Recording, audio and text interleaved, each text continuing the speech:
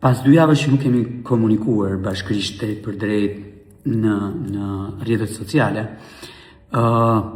për këtë çështje, pra për çështjen e kandidimit tim për të qenë një kandidat i Partisë Socialiste për Bashkinë e Tiranës, doja që të ndaja me ju, po edhe një herë të përgjigjesha disa thënieve, analizave, aludimeve, pyetjeve që lidhen pikërisht me atë. Pra me atë akt. Thonë që unë nuk kam folur me Edi Ramën për këtë gjë, dhe natyrisht këtë e sjellin si disfavorin tim. Shikoni, po e vërtet është, nuk kam folur me Edi Ramën dhe nuk është munges respekti për të. Jo, zero. Përkundrazi, unë respektoj Edi Ramën për atë që është kryetari i Partisë Socialiste të Shqipërisë. E dyta gjë që thonë, dhe natyrisht ka ardhur, kam mbritur tek unë, e kam dëgjuar dhe unë këtë gjë, se natyrisht nuk jam i pavëmendshëm ndaj atyre që thuan në adresën time.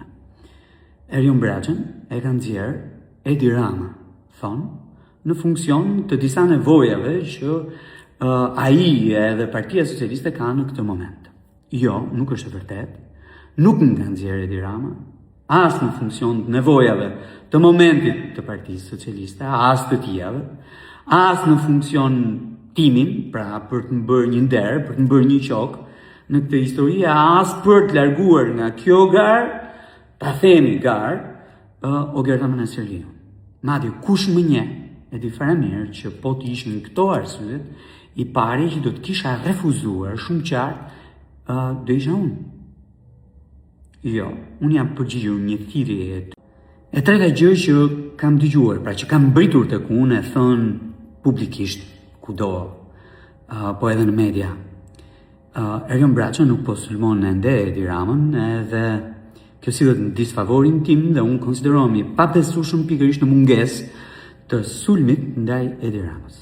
Shikoni, mua në këtë parti mu bën shumë vite, edhe natyrisht edhe në politik mu bën shumë vite. Nuk jam marrë me njerëzit, jam marrë me çështjet dhe natyrisht parimet që mbulojnë këto çështje edhe gjithmonë duke parë impaktin e tyre në raport me njerëzit e zakonshëm të këtij vendi. Pra, fokusi themelor janë njerëzit, po jo ofiçarët. Nuk më intereson ajo që njerëzit dhe shërbimin ndaj tyre në funksion të disa parimeve që duhet ta bëjnë këtë qytet të pranueshëm